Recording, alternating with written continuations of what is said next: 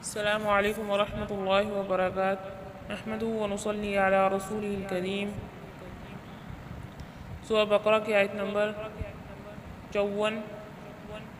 اس سے پچھلی آیت میں جب سیدنا موسیٰ علیہ السلام کوہ طور پر گئے تو پیچھے سے ان کے جانے کے بعد بنی اسرائیل نے بچھڑے کی پوجا شروع کر دی تھی۔ جب وہ واپس آئے تو انہیں یہ سن کر بہت دکھ ہوا، اور انہوں نے اپنی قوم سے کیا کہا یہ اس آیت میں بتایا جائے گا۔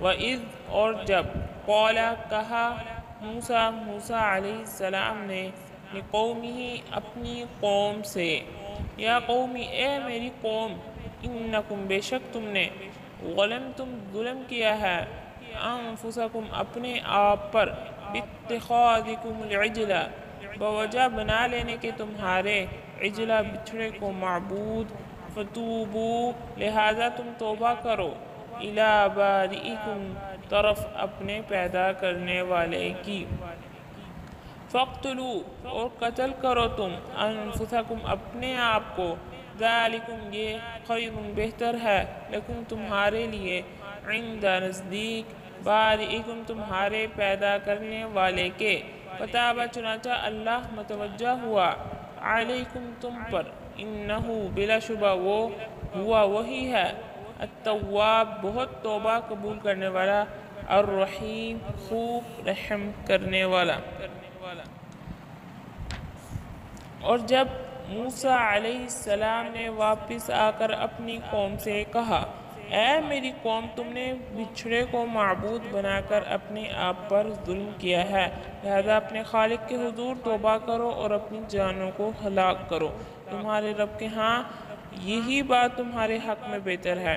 چنانچہ اللہ نے تمہاری توبہ قبول کر لی، کیونکہ وہ توبہ قبول کرنے والا اور نہایت رحم کرنے والا ہے۔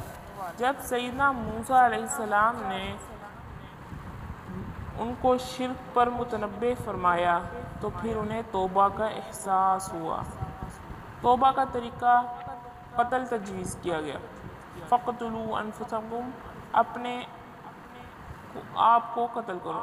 اس کی دو تفسیریں ہیں، ایک یہ کہ سب کو دو صفوں میں کر دیا گیا اور انہوں نے ایک دوسرے کو قتل کیا، دوسری یہ کہ ارتکاب شرک کرنے والوں کو کھڑا کر دیا گیا، اور جو اس سے محفوظ رہے تھے، جن لوگوں نے بچھڑے کی پوجا نہیں کی تھی، انہیں قتل کرنے کا حکم دیا گیا، چنانچہ انہوں نے قتل کیا، اور مقتولین کی تعداد 70,000 بیان کی گئی۔